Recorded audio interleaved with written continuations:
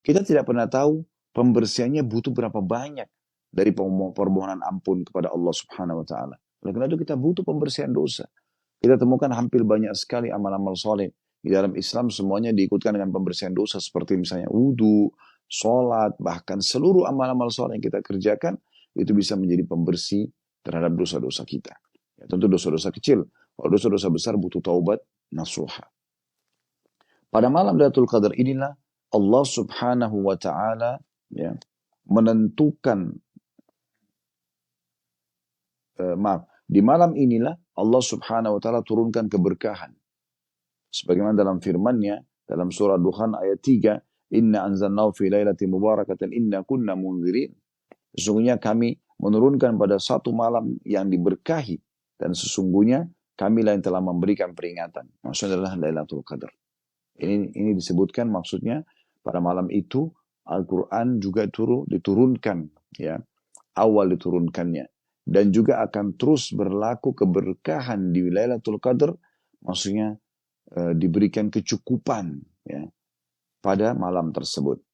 Begitu juga turun Jibril alaihissalam yang tidak turun umumnya, ya kata ulama, kecuali untuk menurunkan wahyu kepada para nabi-nabi atau Allah perintahkan untuk membinasakan satu negeri misalnya. Di sini teman-teman sekalian di Lailatul Qadar itu diturunkan Jibril AS oleh Allah Subhanahu wa taala dan diikuti oleh para malaikat, dan Jibril AS adalah pemimpin para malaikat. Turun pada malam itu sebagaimana Allah katakan tanazzalul malaikatu warruhu fiha. Di malam Lailatul Qadar itu Allah turunkan para malaikat dan juga Jibril alaihissalam. Dan banyak malaikat yang akan turun pada malam Lailatul Qadar ini menandakan banyaknya keberkahan, banyaknya ya hal-hal yang Allah Subhanahu wa taala perintahkan mereka untuk bawa, dari rezeki ya, dari diijabahnya doa, dari solusi dari permasalahan, semua itu bisa didapatkan pada malam Lailatul Qadar itu. Dan ini sangat luar biasa. Dan Allah Subhanahu wa taala juga memastikan pada malam itu akan terjadi keamanan. Dan bagaimana Allah SWT mengatakan, salamun hiya hatta matla'il fajr. Artinya, malam itu penuh dengan kesejahteraan, keamanan, ketentraman, sampai terbitnya fajar. Ya. Pada malam Lailatul Qadar ini, Allah Subhanahu wa taala menentukan keputusan-keputusan yang akan terjadi 1 tahun ke depan. Dan itu pun semuanya perkara-perkara yang hakim. Sebagaimana Allah sebutkan dalam surah Dukhan ayat 4, fiha yufraku kullu amrin hakim. Pada malam Lailatul Qadar itulah ya, dijelaskan segala urusan yang penuh dengan hikmah. Apapun yang sudah dicatat di Lauhil Mahfuz, maka pada saat itu disampaikan kepada para malaikat agar mereka jalankan tugas-tugas mereka dan juga diterapkan untuk berlaku 1 tahun ke depan. Ini satu hal yang luar biasa. Oleh karena itu kita dianjurkan pada malam itu ya, untuk memperbanyak ibadah kepada Allah Subhanahu wa taala. Baik, sekarang ada pertanyaan kecil lagi selanjutnya. Kapan terjadi Lailatul Qadar? Maka Nabi SAW menyebutkan dalam hadis Bukhari Muslim, taharraw Lailatul Qadri fil ashril awakhir min Ramadan. Kejar Lailatul Qadar itu di 10 terakhir dari bulan-bulan Ramadan. Jadi ini berarti menyebutkan kita disuruh lebih rajin lagi, lebih giat lagi mengerjakan ibadah 10 hari turut-turut. Tadi saya sudah singgung di awal, jangan hanya malam-malam ganjilnya. Walaupun kita berharap di malam-malam ganjil terjadi Lailatul Qadar itu. Sebagaimana memang disebutkan dalam riwayat yang lain, riwayat Bukhari, taharru Lailatul Qadri fil witri minal ashr awakhir min Ramadan. Kejarlah Lailatul Qadar itu, atau carilah dia di malam-malam ganjil di 10 terakhir dari bulan Ramadan. Sekarang, bagaimana kita menyatukan kedua buah hadis tentang diperintahkan ibadah 10 malam berturut-turut, Bukhari Muslim tadi, dan hadis Bukhari yang kedua tentang dianjurkan untuk mencari dan lebih giat lagi di malam-malam ganjilnya. Maka kata para ulama, berarti ada banyak hikmah yang bisa diambil. Di antaranya, orang yang menyibukkan diri selama 10 malam berturut-turut, maka dipastikan insya Allah dia akan dapat Lailatul Qadar. Karena malam Lailatul Qadar akan dilewati Ya. Kalaupun misalnya dia terjadi malam ganjil di wilayah dia, di negeri dia, mungkin di negara lain belum ganjil, gitu kan? Seperti ada perselisihan penentuan Ramadan misalnya. Maka kalau dia berijtihad, dia berusaha di 10 malam berturut-turut, maka dia bisa mendapatkan kemungkinan besar sekali Lailatul Qadar itu, ya, mungkin di negara dia atau mungkin di negara lain. Mungkin ya di negara dia, ya, misal malam ganjil dan besoknya malam genap, tapi di wilayah lain masih ganjil. Kuasa Allah Subhanahu wa taala. Jadi bahkan peluangnya lebih besar untuk didapatkan. Ya.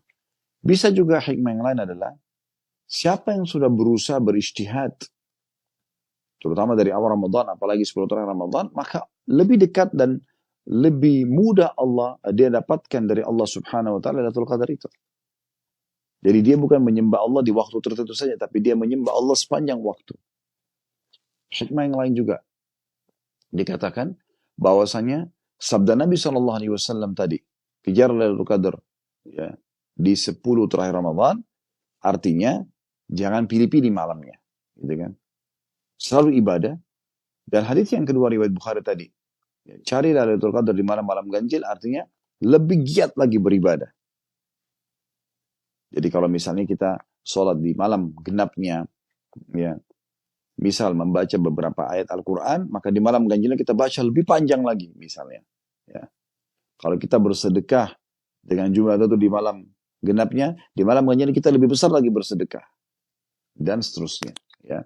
Maka ini bisa kita jadikan sebagai pegangan. Dan umumnya ulama mengatakan Lailatul Qadar memang, kalau dari hadis Bukhari yang kedua, terjadi malam ganjil 21, 23, 25, 27 ataupun 29. Dan lebih banyak mengerucut, ya, waktunya itu di malam 27. Kalau kita kerucutkan lagi, ya, dari beberapa riwayat yang ada. Tetapi kita sekali lagi mengejar di semua malam-malam tersebut. Sebagian ulama menyebutkan tentang tanda-tanda Lailatul Qadar.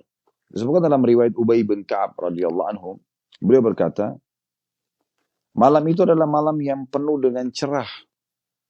Ya Lailatul lati amara nabiha Rasulullah sallallahu alaihi wasallam bi qiyamiha. Ya. Dia adalah malam yang cerah, ya, yang Rasulullah sallallahu alaihi wasallam memerintahkan kita untuk mendirikan malamnya. Hiya lailatu sabihatu 27. Dia, ya, terjadi di malam 27, ya. Wa amaratuha an tatlu'a asy-syams fi sabihati yaumiha bayda'a la syu'a'a laha. Dan salah satu tandanya adalah matahari akan terbit, ya. Dan pada saat itu berwarna putih tanpa memancarkan sinar ke seluruh penjuru, ya, atau dia tidak menyengat panasnya, ya. Itu yang disebutkan dalam riwayat Imam Muslim, ya. Riwayat yang lain menyebutkan bahwasanya pada malam itu tidak terjadi panas dan juga tidak dingin.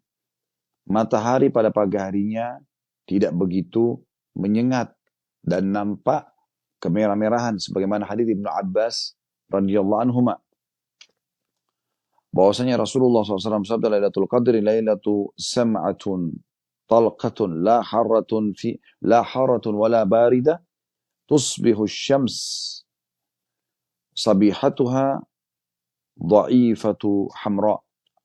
Lailatul Qadar adalah malam yang penuh dengan kemudahan dan kebaikan.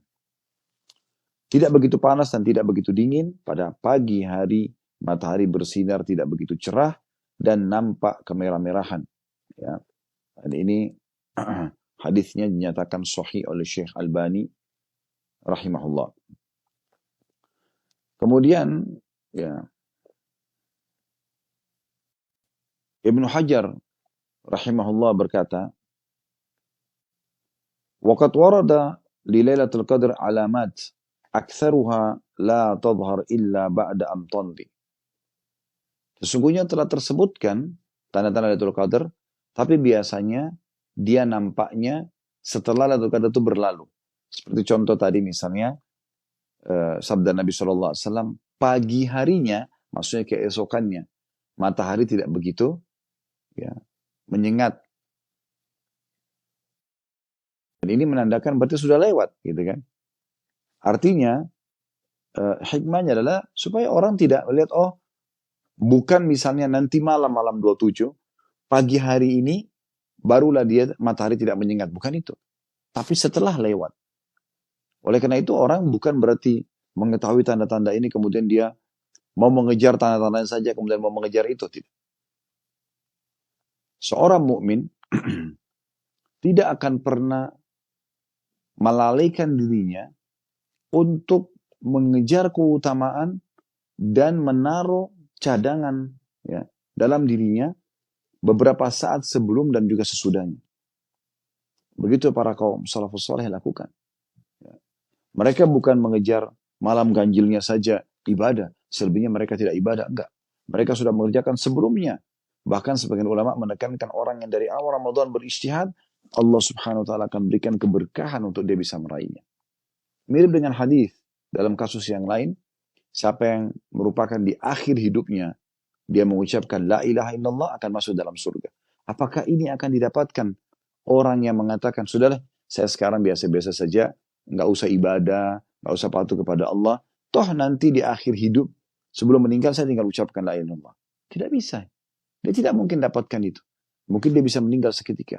Tapi orang yang semasa hidupnya memahami la ilaha illallah, menanamkan dalam hatinya, mengaplikasikan dalam kehidupannya, betul-betul dia yakin tidak ada Tuhan yang berhak disembah kecuali Allah, tidak memohon, tidak takut, ya, kecuali tidak minta pertolongan kecuali kepada Allah. Nah itu yang Allah SWT mudahkan lisannya untuk mengucapkan kalimat ini di akhir hidupnya.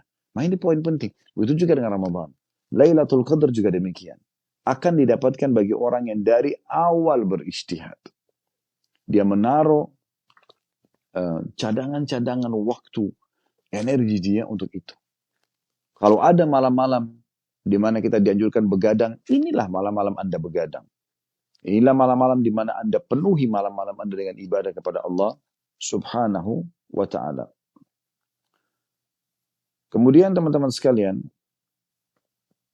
yang perlu hadis yang tadi sempat kami singgung hadis Bukhari, di mana Nabi SAW, di mana Aisyah mengatakan, karena Rasulullah SAW idza dakhala al-ashr, bahwasanya Rasulullah SAW kalau sudah masuk 10 terakhir Ramadan, bukan ganjilnya ya.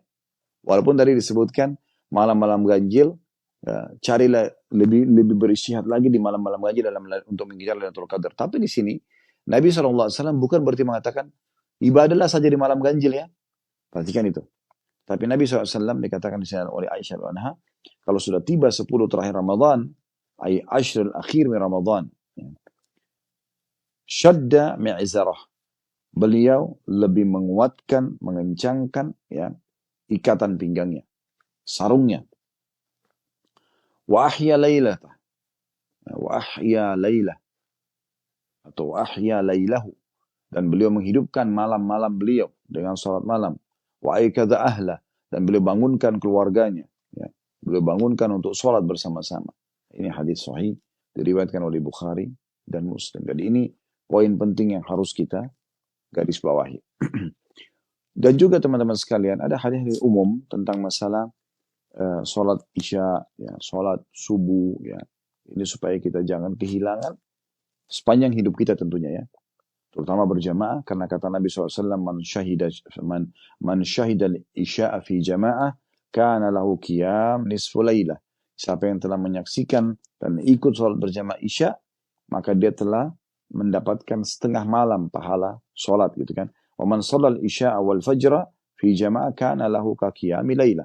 Dan siapa yang mengerjakan isya dan diikuti dengan subuh, maka dia seperti mendirikan seluruh malamnya dengan sholat malam. Maka hadis seperti ini juga jangan disia-siakan. Sebab ada orang, mungkin dia tidak sholat isya berjamaah. Bagi dia tidak penting itu. Tapi lebih penting sholat tarawih. Mereka sholat misalnya di rumahnya, kemudian pergi sholat tarawih di masjid. Subhanallah. Yang ikan pausnya, ya, sholat wajibnya ditinggalkan. Yang ikan terinya, ya, sholat tarawihnya malah dikejar. Ini tentu cuma istilah saja. Karena sholat wajib dengan sholat sunnah lebih afdal sholat wajib, gitu kan? Jangan sampai yang justru yang besar yang Anda sia-siakan, lalu yang kecil Anda anggap biasa saja. Ya. Dan usahakan teman-teman sekalian sholat berjamaah. Ya. Baik wajib ataupun sunnahnya. Terutama di Ramadan ini sunnahnya pun dianjurkan berjamaah, yaitu sholat tarawih atau sholat tahajudnya. Ingat sabda Nabi SAW, Inna rajula idha qama ma'al imami hatta yansarifa hasiba lahu baqiyata lailata. Artinya, sesungguhnya jika seorang sholat bersama imam hingga imamnya selesai, maka dihitung mendapatkan pahala ya, di sisa malamnya.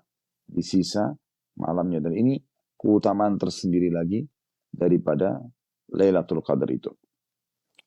Baik teman-teman sekalian,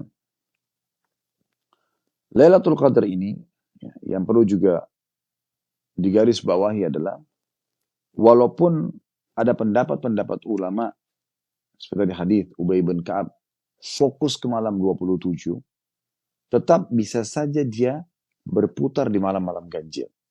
Karena umumnya riwayat-riwayat dari Nabi SAW dari beberapa sahabat ada yang menyebutkan tentang dia akan terjadi di malam 21. Ya. Itu disebutkan dalam riwayat. Ya. Seperti misalnya riwayat Abu Sa'id al-Khudri radhiyallahu anhu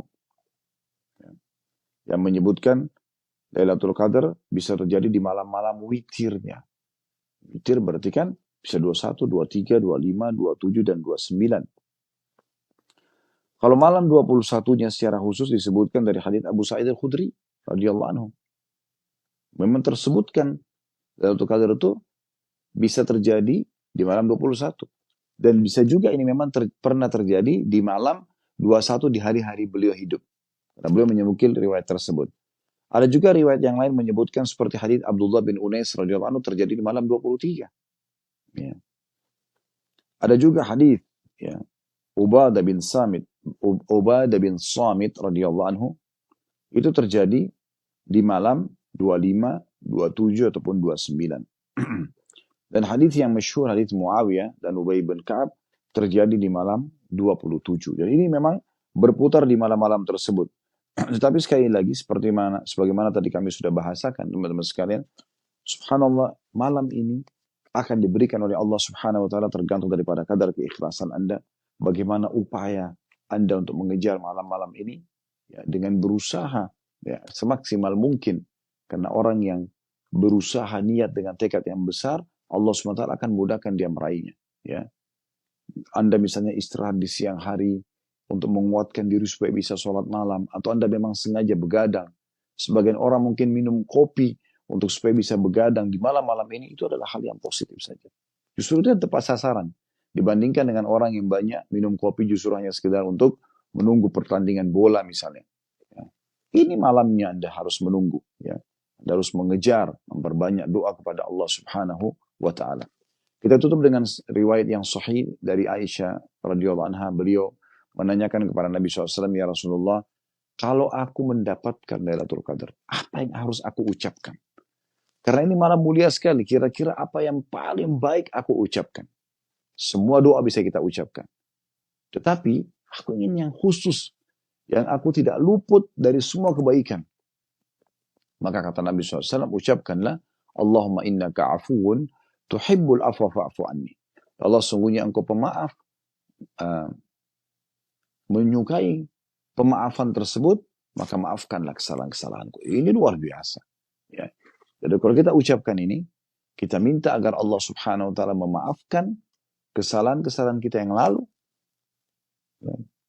Dan juga kesalahan kita 1 tahun ke depan. Karena memang ini penentuan 1 tahun ke depan. Ini luar biasa. Tapi jangan lupa tetap kita berdoa hal yang lain.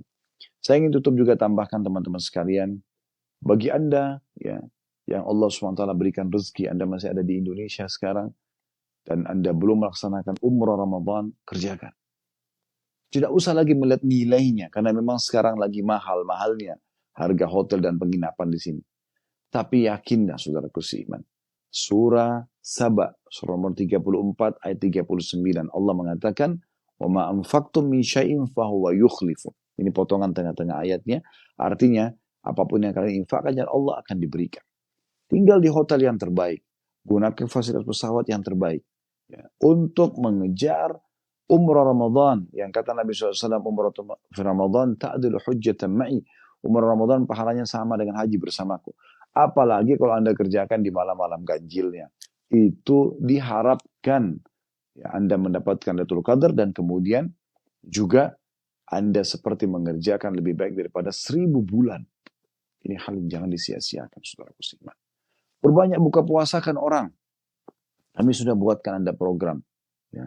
Kami punya program membuka puasakan orang di Indonesia. Anda bisa lihat di Instagram kami di Khalid Basarma Official. Kami berikan iklan-iklan dari awal, dari jauh sebelum Ramadan.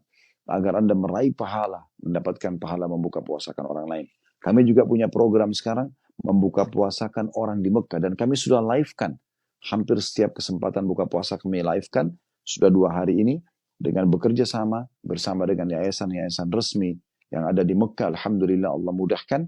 Kami punya link untuk ke sana. Dan akhirnya Alhamdulillah kita bisa masuk ke mendapatkan, ikut bersama mereka mendapatkan izin untuk membuka puasakan orang, baik itu di sekitar Masjidil Haram atau di dalam masjid itu sendiri. Di hari pertama kemarin kami sempat menunjukkan berbuka puasa dengan yayasan namanya Gaith, ya, yang cukup banyak kegiatan sosial mereka. Itu ada di belakang Burj Sa'a atau hotel yang ada jam besar, ya, Zam-Zam, dia katakan itu juga Burj Zam-Zam juga dinamakan. Di belakangnya itu ada kegiatan di situ. Sekitar mereka punya 24.000 sajian setiap harinya. Anda bisa ikut, ya, kapan saja, dan itu programnya sangat menarik, ya. Kami pun sudah live kan kemarin untuk kegiatan bagi-baginya, ya, sebagian jemaah Uhud Tour juga alhamdulillah partisipasi di situ. Dan ada kegiatan dengan yayasan yang lain, ya, yang di Masjidil Haram juga sudah kita live kan kemarin. Itu berada di dalam Masjidil Haram di beberapa titiknya, dan mereka juga punya setiap harinya, ya, ribuan pembagian yang bisa kita ikut. Alhamdulillah ini semua Allah mudahkan. Tentu ini adalah salah satu bagian. Anda bisa melakukan kegiatan sendiri. Bagi teman-teman yang mengikuti acara ini yang sedang ada di Mekah, di Madinah, walaupun Anda tidak ikut dengan program kami, Anda bisa lakukan kegiatan ini. Anda bisa beli kurma dari toko-toko kurma, habis sholat duhur, habis sholat asar, Anda bisa bawa dan Anda bisa membagikan. Tapi ini tentu tidak bisa banyak, karena untuk bawa banyak itu butuh izin resmi, ya. Kalau Anda bawa sekilo, 2 kilo, Anda bagikan sendiri kepada orang di sekitar Anda, ini juga sangat baik tentunya Anda bisa lakukan. Bagi teman-teman yang di Indonesia juga, tadi sudah kami berikan solusi bisa ikut serta di sini, atau Anda bisa lakukan di masjid-masjid di dekat rumah Anda, berikan penuhi kebutuhan buka puasa para teman-teman yang sedang puasa, dan juga bisa Anda siapkan sahur buat mereka. Ini juga keutamaan tersendiri. Semoga saja bertepatan Lailatul Qadar, maka lebih baik daripada 1000 bulan. Ini kurang lebih gambaran daripada bahasan kita pada kesempatan ini. Dan sekarang insya Allah saya akan coba baca pertanyaan yang sudah masuk. Yang pertama dari hamba Allah, seorang akhwat 23 tahun di Jakarta, seorang pegawai. Salam. Waalaikumsalam warahmatullahi wabarakatuh. Ustaz Khalid mau bertanya, apakah keberkahan Lailatul Qadar hanya didapatkan pada malam hari saja atau satu hari? Terima kasih. Kalau yang disebutkan, ya, dalam firman Allah Subhanahu wa taala, salamun hiya hatta matla'il fajr, maka kesejahteraan, ya, kemuliaan akan didapatkan di malam itu sampai terbit matahari, maka berarti di malam hari, ya. Di malam hari. Makanya tadi saya bahasakan kita akan begadang di malam-malam ini. Justru di saat itu kita lakukan kegiatan-kegiatan yang baik. Mulai masuk maghrib sampai besok subuh, maka itulah malam-malam, itu adalah malam yang dimaksudkan dengan malam keberkahan. Tentu kalau kita kerjakan kegiatan pun di pagi hari nggak ada masalah, akan dapat pahala. Tapi kalau mengejar keutamaan malamnya, itu disebutkan malam. Alhamdulillah sekarang Anda pun misal mau transfer uang, ya, Anda bisa di malam-malam ini sambil transfer. Bahkan Anda bisa melakukan ini di seluruh dunia sekarang. Di seluruh dunia Anda bisa lakukan. Ya. Anda bisa mau membuka puasakan orang di Mekah, Anda transfer dari Indonesia. Anda mau buka puasakan orang di Amerika, mau buka puasakan orang di Eropa, di Jepang, asal Anda punya kenalan di sana, Anda bisa, atau Anda mungkin bisa connect ya dengan pengurus masjid misalnya. Nah, kemudian Anda bisa berhubungan langsung dengan restoran yang bisa jualan online, Anda bisa kirim makanan, itu sangat mudah. Selanjutnya setelah salam, Waalaikumsalam warahmatullahi wabarakatuh. Anak hamba Allah izin bertanya, bagaimana ciri-ciri orang yang mendapatkan Lailatul Qadar? Jazakallah khair. Kalau ciri orangnya itu nggak ada. Tidak pernah disebutkan dalam riwayat. Ciri tentang malamnya ada. Tadi sudah disebutkan. Ya, tidak panas, tidak dingin. Esok paginya matahari tidak menyengat, ya, tidak terik, gitu, ya. Itu ada disebutkan, tapi orang nggak disebutkan. Ya. Karena memang itu kuasa Allah SWT. Tidak mungkin kita ada ciri misalnya orang dapat Lailatul Qadar wajahnya bercahaya, itu tidak seperti itu. Jadi kalau orangnya tidak pernah disebutkan dalam riwayat, tinggal bagaimana kita beristihad dan berusaha saja. Intinya teman-teman, selama kita hidup kita akan lalu Lailatul Qadar. Tapi siapa yang dapat taufik untuk beribadah di malam itu? Kemudian dari saudari Nindi, 30 tahun dari Jakarta, pegawai swasta. Bagaimana hukumnya kalau melakukan sholat tahajud setelah sholat isya plus witir tanpa tidur terlebih dahulu karena ingin mengejar amalan baik saat malam Lailatul Qadar? Sholat tarawih adalah sholat malam tahajud. Anda sudah kerjakan tarawih, ya, di Lailatul Qadar, Anda sudah sama mendapatkan keutamaan dua sekaligus. Sholat tarawihnya sama sholat malam Lailatul Qadarnya. Dua-duanya utamanya sudah kita sebutkan. Pelebur dosa ke-28 dan 29 adalah pembersih. Siapa yang mengendirikan, sampai mengerjakan sholat tarawih, ya, dengan keimanan dan mengharapkan pahalanya, baik di malam-malam selain malam Lailatul Qadar atau Lailatul Qadarnya, dua-duanya pembersihan dosa, ya. Tanpa tidur pun tidak ada masalah. Karena memang dicontohkan setelah ba'diyah, ya, isya dikerjakan. Kemudian seorang akhwat, Femi Widiawan, 29 tahun di kota Tangerang. Assalamualaikum warahmatullahi wabarakatuh. Apakah syarat seseorang untuk mendapatkan atau meraih Lailatul Qadar itu harus melakukan itikaf di masjid, Ustaz? Jazakumullah khairan. Tentu saja tidak. Tentu saja tidak. Tapi orang itikaf jauh lebih besar kemungkinan mendapatkannya, gitu kan? Karena dia akan di masjid, dia bisa kerjakan. Kalau Anda tidak di masjid, Anda tinggal datang mengerjakan sholat tarawih atau Anda mengerjakan sholat tahajudnya. Selanjutnya setelah salam, Waalaikumsalam warahmatullahi wabarakatuh. Saya Aulia, seorang akhwat dari Pekanbaru. Bagaimana cara bersedekah pada malam Lailatul Qadar? Ya. Apakah bisa dikasih besok paginya? Ini malam, saudaraku seiman. Malamnya. Saya sudah kasih tadi solusinya.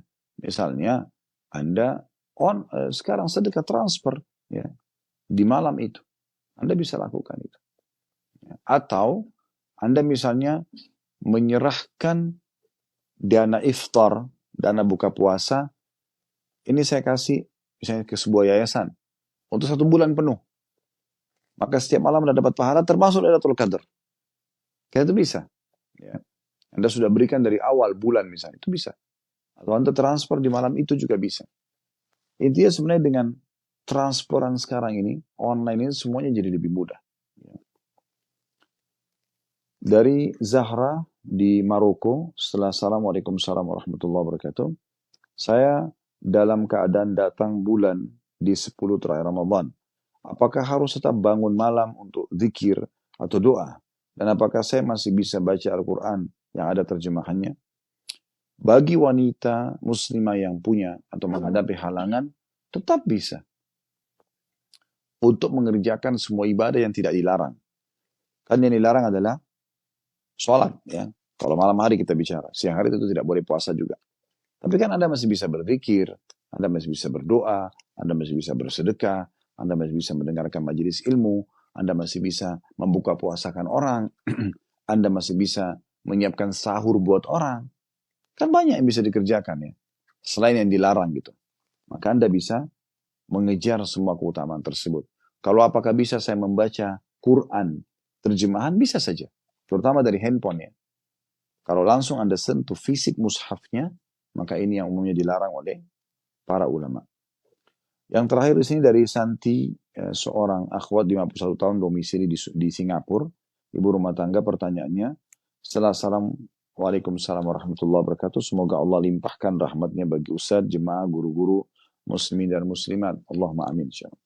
Ustadz, jika pada saat Lailatul Qadar seorang anak beramal dalam kurung baik bacaan Quran, sedekah, wakaf, dan lainnya, diniatkan untuk orang tua yang telah wafat, maka almarhum dan almarhumah juga akan mendapatkan ganjaran lebih dari 1000 bulan dari amalan yang dilakukan anak tersebut. Apakah benar Ustaz? Apakah anak tersebut juga akan mendapatkan ganjaran lebih dari 1000 bulan? Syukran jazakallah khairan. Iya, yang bersedekah si anak dapat pahala 1000 bulan, dan yang sudah meninggal juga akan dapatkan sama. Karena dikerjakan di malam Lailatul Qadar. Itu poinnya sebenarnya. Ya. Dan saya sarankan, ya, kalau seandainya Anda bersedekah, setiap saat Anda bersedekah, termasuk Lailatul Qadar, selalu niatkan sedekah buat diri Anda sama orang tua Anda. Sehingga Anda dapat pahala, orang tua Anda dapat pahala yang sudah meninggal juga, ya, dan juga Anda dapat pahala bakti. Maka ini semua keutamaan bisa kita raih dengan izin Allah Subhanahu wa taala. Baik teman-teman sekalian, sudah pukul 7:42 orang lebih di kota Mekah, dan mungkin di Anda sudah pukul 11:42 menjelang pukul 12, maka menjelang duhur ya. Semoga Allah Subhanahu wa taala menjadikan ini ilmu yang bermanfaat dan juga menjadikan ini sebagai tambahan amal saleh buat kita semua, dan semoga Allah Subhanahu wa taala dengan kemurahannya memberikan kita kesempatan untuk meraih Lailatul Qadar dengan pahala yang maksimal dan amal-amal juga yang maksimal penuh dengan keberkahan. Semoga bermanfaat. Subhanakallahumma bihamdika asyhadu an la ilaha illa anta astaghfiruka wa atubu ilaik. Wassalamualaikum warahmatullahi wabarakatuh.